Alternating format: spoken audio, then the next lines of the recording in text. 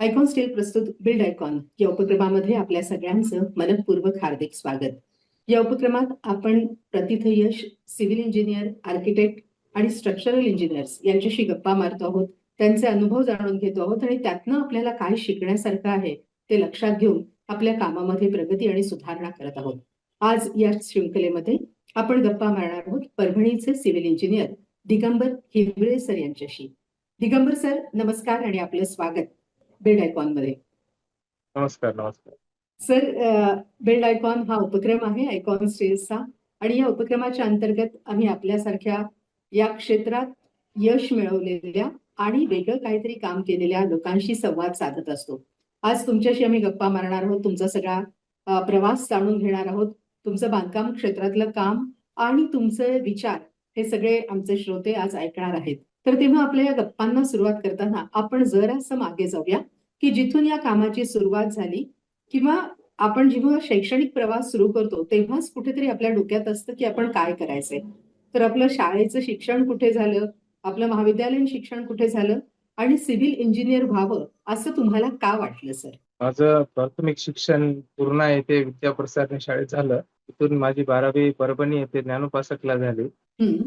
त्यानंतर मी 12वी झाल्याच्या नंतर डिप्लोमा केला, डिप्लोमा इन सिव्हिल इंजिनिअरिंग.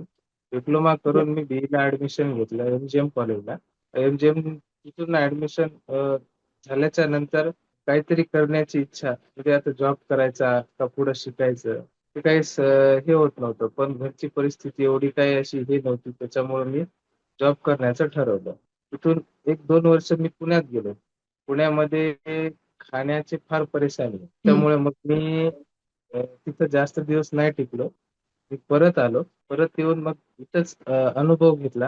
अनुभव घेऊन मग स्वतःचं ऑफिस मी इथंच जॉईन केलं.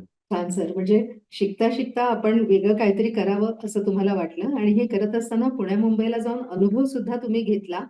त्या हो अनुभवाच्या जोरावर तुम्ही परत इथे परभणीमध्ये वापस आलात आणि इथे आपलं स्वतःचं काम तुम्ही सुरू केलं.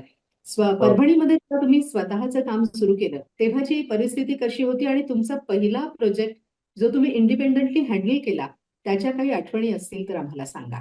तशा काही आठवणी सांगता येण्यासारख्या तर नाहीयेत समजा.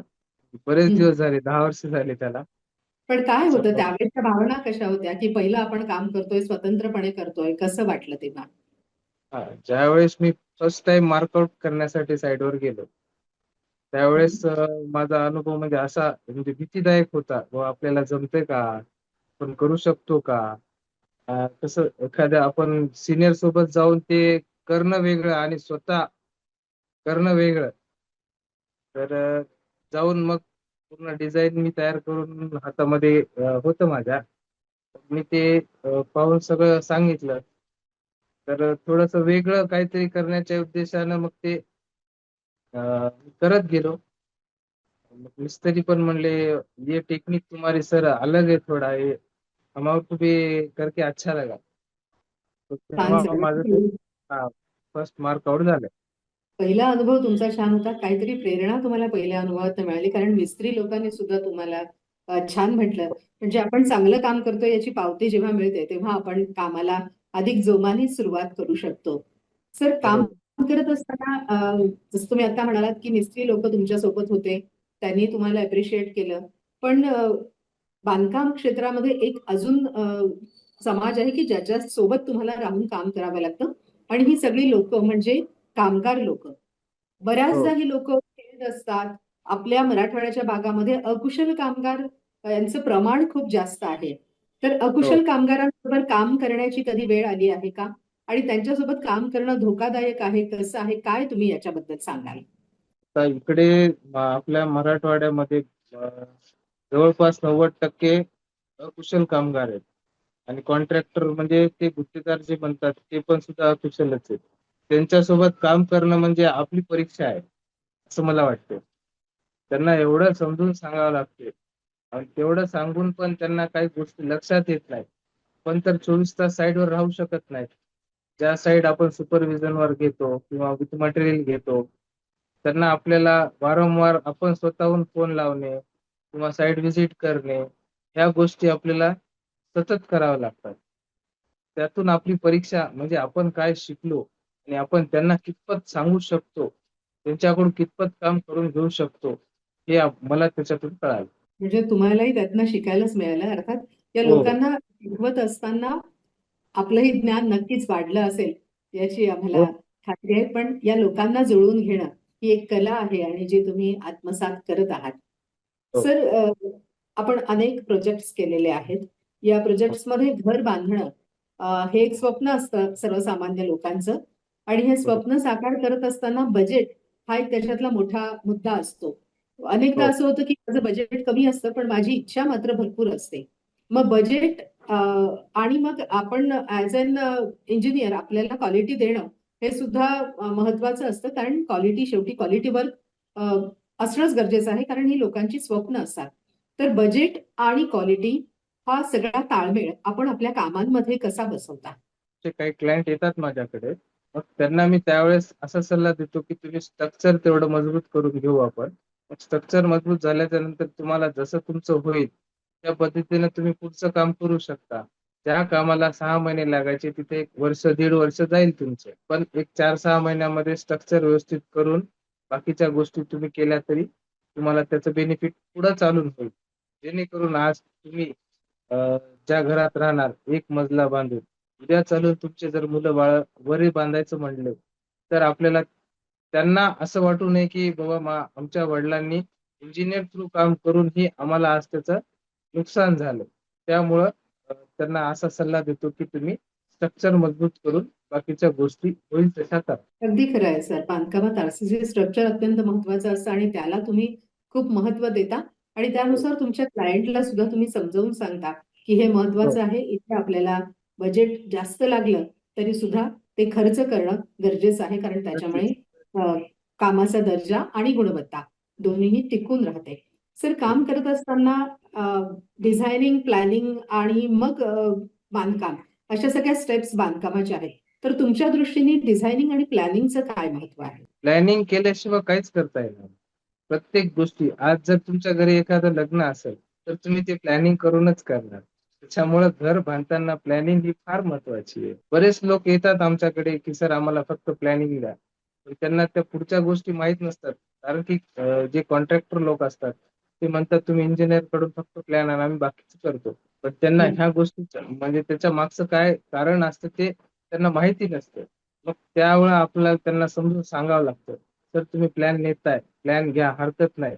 पण प्लॅनच्या व्यतिरिक्त तुम्हाला सुपरव्हिजन काय असते, स्टील डिझाईन काय असते, तुमचं इंटेरियर काय असते, ह्या गोष्टी तुम्हाला कॉन्ट्रॅक्टर लोक नाही सांगणार. कारण की ते त्यांचा फायदा बघणार. ते काय करणार, आज जिथं तुम्हाला रिक्वायर आहे स्टील डिझाईन मध्ये 1.25चा कॉलम म्हणा, 1.5चा कॉलम म्हणा, हे कॉलम जर तुम्ही तिथं प्रोव्हाइड नाही केले ऍज पर डिस्टन्स नुसार, त्यांनी त्यांच्या हिशोबाने 1चा कॉलम, 1.25चा कॉलम ते टाकून, तर ते तुम्हाला ते भविष्यात हानिकारक होईल. या गोष्टी त्यांना समजून सांगाव्या लागतात. त्यासाठी पूर्ण प्री प्लॅनिंग नुसार त्यांना सगळं बोलून त्यांना सांगावं लागतं की "बा तुम्ही प्लॅन घ्या. प्लॅन घेऊन स्टील डिझाईन घ्या. स्टील डिझाईन घेऊन मार्कआउट डिझाईन घ्या." या गोष्टी त्यांना सगळं सांगून आपल्याला व्यवस्थित सांगावं लागतं. अगदीच खरं आहे. म्हणजे प्लॅनिंग आणि डिझायनिंगचं जेवढं महत्व आहे, तेवढंच महत्व सिव्हिल इंजिनिअरिंगच्या सुपरव्हिजनचं सुद्धा बांधकामामध्ये आहे. नुसतं हं. प्लॅन करून उपयोगाचं नाही, डिझायनिंग घेऊन उपयोगाचं नाही, तर ते योग्य अंमलबजावणी त्याची होण्यासाठी सिव्हिल इंजिनिअरचं तिथे बांधकामावर असणं हे खूप गरजेचं आहे आणि महत्वाचं आहे. सर, हो. आपण अनेक कामं केलेली आहेत. या कामांबद्दल आम्हाला थोडंसं ऐकायला आवडेल, की आपण कशा-कशा प्रकारची कामं आत्तापर्यंत केली आहेत? आतापर्यंत मी जनरल तर ग्रामीण भागामध्ये माझ्याकडे क्लायंट ग्रामीण भागातले फार आहेत. तर फार्म हाऊस, परत डुप्लेक्स हाऊस, रो हाऊस अशा पद्धतीमध्ये मी कामं केलीत आतापर्यंत. तर या सगळ्या कामांमध्ये असं एखादं काम आहे, की जे तुम्हाला आयकॉनिक वाटलं, जे खूप छान वाटलं, की कायम लक्षात राहील, असं एखादं काम आम्हाला सांगाल? लक्षात राहण्यासारखे तर सगळेच कामं असतात. आपलं काम म्हणजे सगळ्यांना चांगलंच वाटणार. कोणतं असं आवडा-निवड सारखं काम नाहीच आहे कोणतं. सगळेच कामं माझे बऱ्यापैकी चांगले आहेत. खरं आहे. माझ्या म्हणजे दृष्टीने तर. आईला प्रत्येक लेकरू हे आपलं आवडतच असतं हो, आणि त्यानुसार तुम्हाला सुद्धा तुमची सगळीच कामं तुमच्या दृष्टीने आयकॉनिक आहेत. हो. सर, परभणीमध्ये आपण राहिलेलो आहात. पूर्णा आपलं गाव आहे आणि परभणी जिल्हा आणि याचा विकास आपण बऱ्याच वर्षांपासून बघत आहात. पण परभणीला जर पुण्या मुंबईच्या रांगेमध्ये आपल्याला न्यायचं असेल, त्या तुलनेने जर परभणीचा विकास करायचा असेल, तर आपलं परभणी जिल्ह्याच्या विकासाचं व्हिजन नेमकं काय असेल?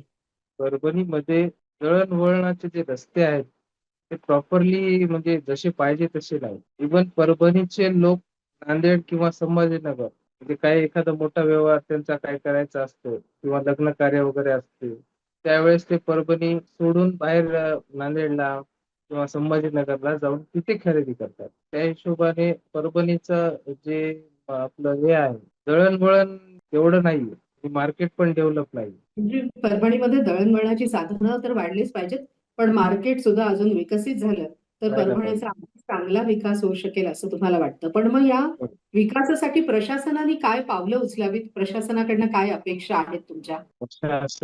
शासनाकडून त्यांचं बरोबर आहे. म्हणजे प्रशासनाने यासाठी थोडा पुढाकार घेतला पाहिजे आणि योग्य नियोजन करून या सगळ्या सुधारणा कशा होतील या दृष्टीने प्रशासनाने नक्कीच प्रयत्न केला पाहिजे. नुसतं प्रयत्न करून उपयोगाचं नाही, तर त्याची अंमलबजावणी सुद्धा करणं गरजेचं आहे. सर, आपण जवळपास एका दशकापासून म्हणजे 10 वर्षांपासून बांधकाम क्षेत्रात सिव्हिल इंजिनियर म्हणून काम करत आहात.